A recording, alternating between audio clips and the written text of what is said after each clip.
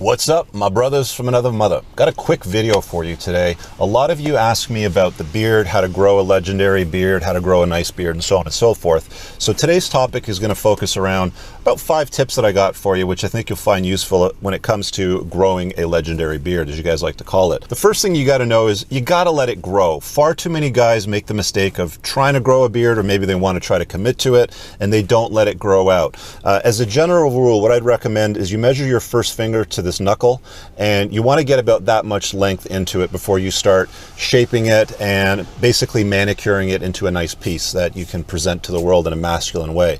Far too many guys will mess around with these clippers and they'll try to clip it and trim it or do it themselves. I believe the first step should be give it a few months of growth. It might take 2 to 3 months before you get that length. It's not going to look the greatest. It'll be somewhat scruffy, but grow it out, because towards the end, you're going to want to shape it, and I'll talk about that in a moment. Tip number two is you're going to want to condition wash and use argon oil as you're growing it out and after it's grown out and you've got the right shape. The importance of that is you don't need to shampoo it as much as like you do with your hair on your head if you have it, not like me, of course, but every few days, every 2 to 3, maybe 4 days, depending on the oil content in your beard, you want to give it a nice condition wash.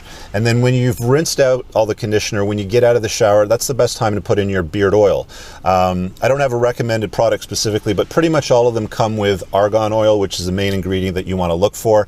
You, of course, put a few drops in your hand, you rub them in, and then you massage it all throughout your beard. What I generally do is I'll wait about, I don't know, 4 or 5 minutes, let's say, and once you got the clothes on, that's when you move on to the next step. All right, and tip number 3 is I want to talk about beard balm, because this is a pretty important component. A lot of guys miss this part.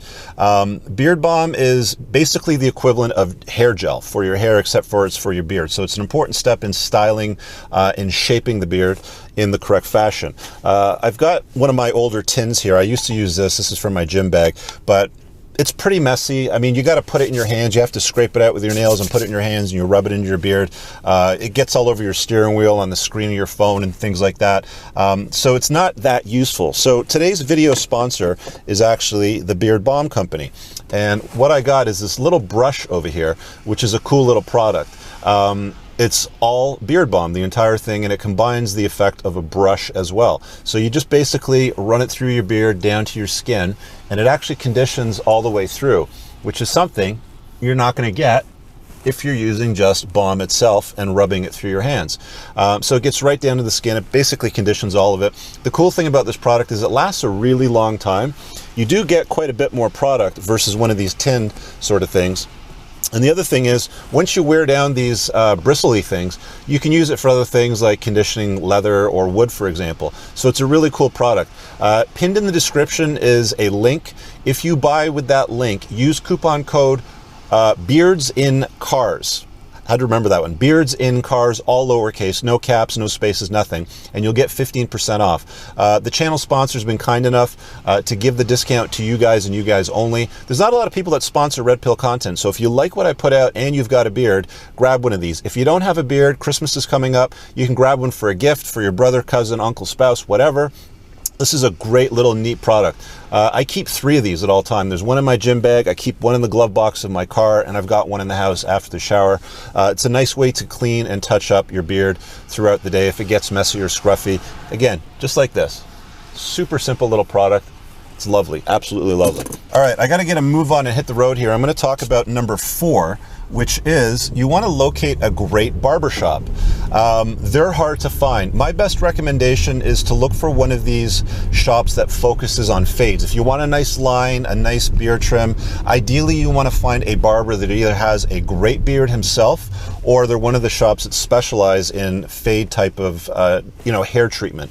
My best tip, I found myself in the GTA, a Persian shop. I walked in there, every guy had a magnificent beard, absolutely legendary, and it's like you walk in there and the angels are singing and it's like, oh, I found my people sort of thing. That's what you want to do. You want to find a barber shop like that. It might take you a few tries. You're probably going to get a couple of bad beard sculpts along the way. my best advice is the first time you want to go in after the growth after 2 or 3 months, bring a picture of the kind of shaping that you want done, show it to the barber and ask him if, or ask who is most competent in the shop at creating this sort of beard trim, this line, if you will. It doesn't cost much. I usually go in every 2 weeks. I get my beard lines cleaned up and trimmed so I don't look scruffy.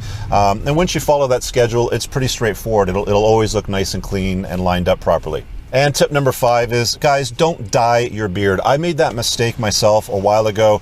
I'll put a card up on the top right of an older video when I used to dye my beard. It doesn't look that great. My preference is the salt and pepper look. It looks more masculine and virtuous. It's almost like you become a seasoned gentleman, if you will. The feedback that I've got from people, generally speaking, and women, is that seasoned salt and pepper look is far more desirable than a bad dye job. I actually went around to different, women's dye shops or hairstyling clinics, and the advice they gave me, because they couldn't match the beard dye to my eyebrows, was, well, dye your beard and then dye your eyebrows, and that was it for me. I was done.